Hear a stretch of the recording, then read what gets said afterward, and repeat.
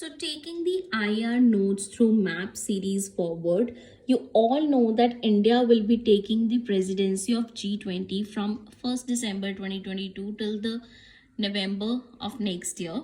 So if you're somebody like me who does not remember the names of the G20 countries, so here's one little small trick or tip that you can follow in your studies. So first of all, I've drawn these three imaginary circles and I've included the country's name in these circles. So let's look here.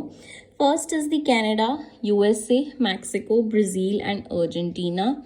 Next being the UK, France, Germany, Italy, Turkey, Saudi Arabia and South Africa. And in the third circle, we have Russia, India, China, South Korea, Japan, Indonesia, and Australia. So these are the three circles, and this is how you can remember the names of the countries. By the way, these are 19 countries plus one is the European Union. So this together becomes the G20 grouping. Now G20 holds the 80% of world's GDP, 75% of international trade, and 60% of the world population. It is the most influential economic multilateral forum, and it has a strategic role in global economic growth.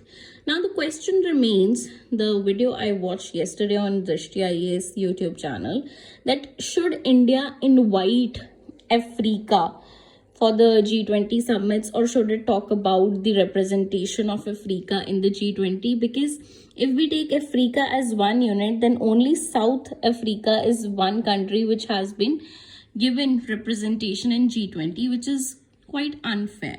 Now, in that video, it talked about the relations between India and Africa. So I've written those on the map itself. So let's take a look. India extends a line of credit of worth $12.37 billion to Africa. Both countries have 90 billion trade with each other, all the African countries together.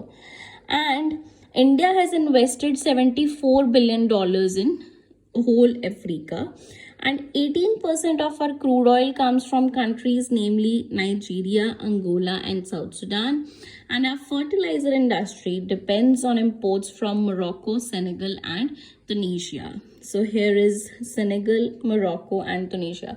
Oh, by the way, Tunisia is also the country where the Arab Spring movement began, and it spread to all the way till the Middle East or Saudi Peninsula, Arabian Peninsula, and it's a lot in the news. It's talked about a lot in the news, right?